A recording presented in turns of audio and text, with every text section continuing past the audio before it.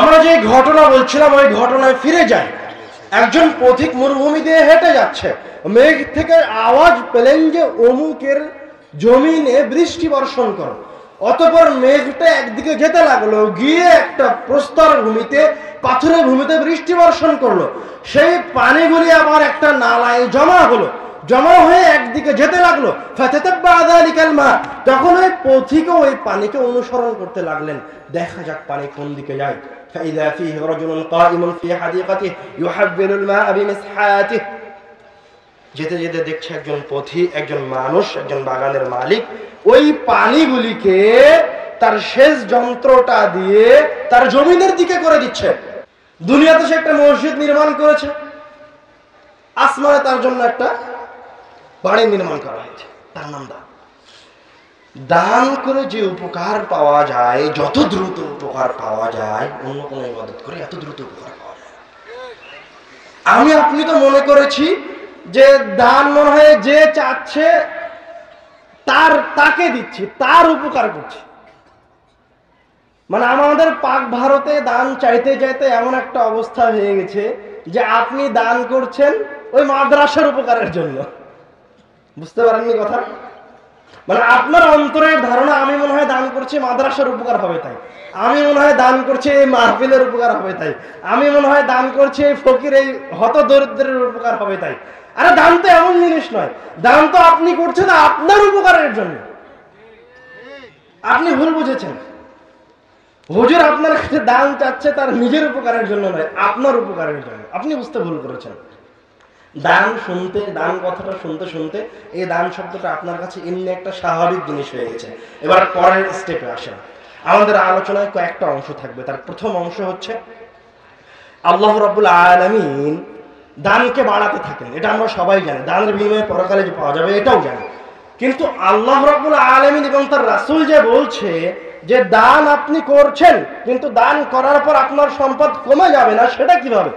আমার পকেটে ৫,০০০ আছে, ৫,০০০-এর ভিতরে আমি ২,০০০ দান করে দিলাম, আমার পকেটে কয় টাকা আছে? ৩,০০০ আছে। কমেছে না কমেনি? কমেছে, অবশ্যই কমেছে। ভয় পাচ্ছেন কেন বলতে? কমেছে। ৫,০০০-এর ভিতরে ২,০০০ দিয়েছেন মানে ৩,০০০ আছে, অবশ্যই কমেছে।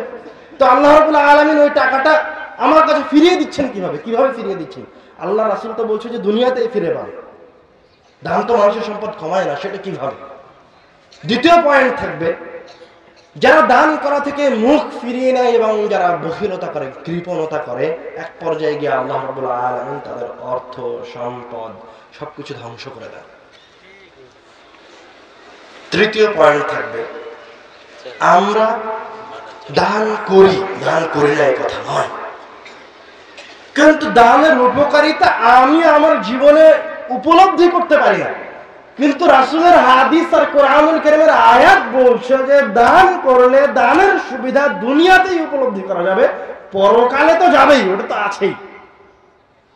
তো কেন দুনিয়াতে আমি উপলব্ধি করতে পারছি না? সমস্যাটা কোন জায়গায়? দান কি আপনি করেন না? দান তো করেন। দান তো লক্ষ লক্ষ টাকা করেন। আপনার পাড়ার মসজিদ তো আপনিই করেছেন না অন্য কেউ করেছে? এই মাহফিল তো আপনারাই আয়োজন করলেন, জামিয়া সালাফিয়া প্রতিষ্ঠান তো আপনারাই চালাচ্ছেন। আল্লাহ রাব্বুল আলামিন তো আপনাদের দানের টাকা দিয়ে এই প্রতিষ্ঠানগুলি পরিচালিত করছে। তো আপনাদের এই দান করার পরেও কেন ওই দানের প্রতিফলন আপনি আপনার দৈনন্দিন জীবনে দেখতে পাচ্ছেন না?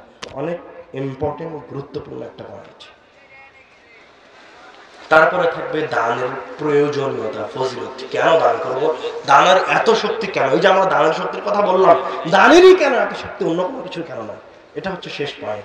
প্রথম পয়েন্টে ফিরে আসি। দান করলে মানুষের অর্থ সম্পদ কমে যাবে না, আল্লাহ ফিরিয়ে দিবেন। আল্লাহ রাব্বুল আলামিন কোরআনুল কারীমে বলছেন, মাসালুল লাযিনা ইউনফিকুনা আমওয়ালাহুম مثل الذين ينفقون أموالهم كمثل حبة أنبتت 7 سنابل في كل سنبلة 100 حبة। আল্লাহ রাব্বুল আলামিন বলছেন যে যখন কোন বান্দা একটা শস্য দানা দান করে, তখন তার ইখলাসের উপর, তার নিয়তের উপর ভিত্তি করে আল্লাহ রাব্বুল আলামিন ওই একটা শস্য দানাকে 7টা শস্য দানায় রূপান্তরিত করেন। তারপর ওই 7টা শস্য দানা থেকে 7টা শীষ জন্মগ্রহণ করে এবং এই 7টা শস্য দানাকে 700টি শস্য দানায় রূপান্তরিত করেন। এইভাবে কিয়ামত পর্যন্ত ওই শস্য দানাটা যেটা আপনি দান করেছেন আল্লাহর রাস্তায়, কিয়ামত পর্যন্ত ওটাকে বৃদ্ধি করতেই থাকেন। একটা শস্য দানা আপনি যদি ইখলাসের সাথে দান করেন তো কিয়ামতের মাঠে গিয়ে দেখবেন ওই একটা শস্য দানা কয়েক মণ শস্য দানার সমান হয়ে গেছে। তার নাম হচ্ছে দান, বাড়তেই থাকে, কথা আল্লাহ বলছেন। এবার আসেন দান কমে না। রাসূল সাল্লাল্লাহু আলাইহি ওয়াসাল্লাম নিজে বলছে, মা নাকাসাত সাদাকাতুন মিন মাল, দান করলে দানকারীর সম্পদ কমে না, কমে না, কমে না, কমে না। হাদিসে কুদসিতে আসছে, হাদিসে কুদসি কি, যে কথা আল্লাহ বলেছে কিন্তু কোরআনে লেখা হয়নি, হাদিসে লেখা আছে, তার নাম হাদিসে কুদসি। আবু হুরায়রা রাদিয়াল্লাহু তাআলা আনহু বলছেন, রাসূল বলেছেন, রাসূল বলছে আল্লাহ বলেছেন, ইয়া ইবনে আদম আনফিক উনফিক আলাইকা, হে আদম সন্তান তুমি টাকা পয়সা দান করো, আমি আল্লাহ তুমি যেটা দান করছো, তুমি যদি দান করো তো আমি আল্লাহ তোমার পিছনে ব্যয় করব, তুমি যেটা দান করছো সেটা আমি পূরণ করে দিব। এই কথা কে বলছেন? আল্লাহ বলছেন। এখন প্রশ্নটা আবার থেকে যায় যে আল্লাহ রাব্বুল আলামিন এই টাকা কিভাবে পূরণ করে দিচ্ছেন, এই টাকা কিভাবে পূরণ হচ্ছে? তার উদাহরণও আল্লাহর রাসূল আমাদেরকে দিয়ে গেছেন। কোথায় দিয়ে গেছেন? সহিহ বুখারীর হাদিস, সহিহ মুসলিমের হাদিস, দুইটি সবচেয়ে শ্রেষ্ঠ শুদ্ধ গ্রন্থে রাসূল সাল্লাল্লাহু আলাইহি ওয়াসাল্লাম একটা ঘটনা বর্ণনা করেছে। ঘটনাটা মনোযোগ দিয়ে শুনেন, মনে রাখার চেষ্টা করবেন, নিজে শুনেন, বাড়িতে গিয়ে আপনার সন্তানকেও শোনাবেন। দান হচ্ছে একজন মুমিনের জন্য সবচেয়ে জরুরি জিনিস, দান থেকে বাঁচার উপায় নাই। রাসূল সাল্লাল্লাহু আলাইহি ওয়াসাল্লাম বলছেন, একদা একজন পথিক মরুভূমি দিয়ে হেঁটে যাচ্ছে। ফাসামিআ সাওতান ফি সাহাবাতিন ইসকি হাদিকাতা ফুলান, হাঁটতে হাঁটতে সে একসময় একটা মেঘ থেকে একটা আওয়াজ শুনতে পেল, ইসকি হাদিকাতা ফুলান, অমুকের বাগানে বৃষ্টি বর্ষণ করো। ফাতানাহা যালিকা সাহাব, তখন ওই মেঘটা একদিকে যেতে লাগলো।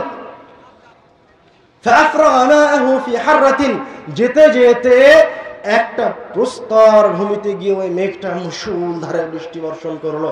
ফাইযা ফি শারজাতুন মিন তিলকা শিরাজ قد استوعبت ذلك الماء كله, এবং যত বৃষ্টি ওই মেঘ থেকে বর্ষণ হলো সব বৃষ্টিগুলি ওই প্রস্তর ভূমির বিভিন্ন নালা দিয়ে এসে এক জায়গায় জমা হলো, একটা নালায় জমা হলো এবং একদিকে যেতে লাগলো।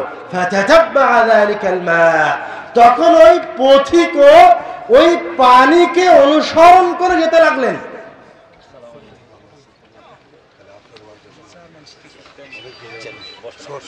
আপনি বসেন, আপনি নিচে বসে, আমার কোনো সমস্যা নেই, আপনি বসেন।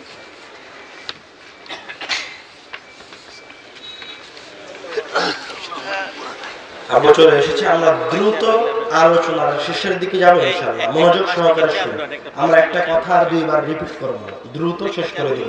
আমরা যে ঘটনা শুনেছিলাম, আপনারা যারা স্টেজে আছেন অনুগ্রহপূর্বক বসে যান, মনোযোগ সহকারে শুনুন।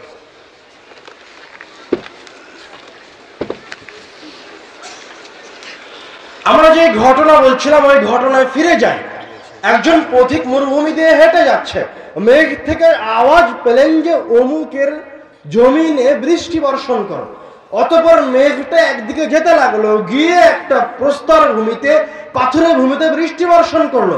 সেই পানিগুলি আবার একটা নালায় জমা হলো, জমা হয়ে একদিকে যেতে লাগলো। ফাতাতাব্বা যালিকাল মা, তখন ওই পথিকও ওই পানিকে অনুসরণ করতে লাগলেন, দেখা যাক পানি কোন দিকে যায়। ফাইযা ফীহি রাজুলুন কাঈমুন ফী হাদিকাতিহি ইউহাব্বিলুল মা'a বিমিসহাতিহি, যেতে যেতে দেখছে একজন পথিক, একজন মানুষ, একজন বাগানের মালিক ওই পানিগুলিকে তার সেচ যন্ত্রটা দিয়ে তার জমিনের দিকে করে দিচ্ছে। এখন পথিককে জিজ্ঞাসা করছে, ইয়া আব্দুল্লাহ মাসমুক, হে আল্লাহর বান্দা তোমার নাম কি? ক্বালা ফুলান আলিসমুল্লাযী সামিআহু ফিস সাহাব, ওই নামটাই বলল যে নামটা পথিক মেঘে শুনতে পেয়েছিল। এবারকার ওই বাগানের মালিক উল্টা জিজ্ঞাসা করছে, লিমা তাসআলুনি আন ইসমি, তুমি আমার নাম কেন জানতে চাচ্ছ হে পথিক? তখন এবার পথিক বলছে, তুমি যেই পানি তোমার খেতে দিচ্ছ, এই পানিটা আল্লাহ রাব্বুল আলামিন খাস করে তোমার জন্য পাঠিয়েছেন। একটা মেঘ থেকে আমি তোমার নাম শুনেছি, তোমার নাম, তোমার নির্দেশে এই মেঘ এক জায়গায় গিয়ে বৃষ্টি বর্ষণ করেছে, সেই বৃষ্টির পানি এই নালা দিয়ে এসেছে, তারপর তুমি এই পানিকে তোমার জমিনে দিচ্ছ।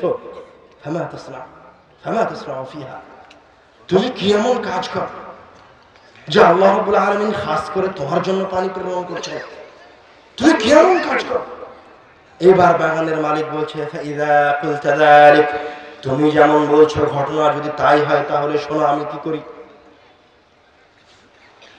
এবার বাগানের মালিক বলছে, ইন্নী আনজুরু ইলা মা ইয়াখরুজু মিনহা, এই বাগান থেকে যা কিছু আসে, যত ফল ফলাদি আমি আহরণ করি, আতাসাদদাকু বিসুলুসি, আমি ওই সব ফল ফলাদিকে 3 ভাগে ভাগ করে 1 ভাগ আল্লাহর রাস্তায় দান করে দিই।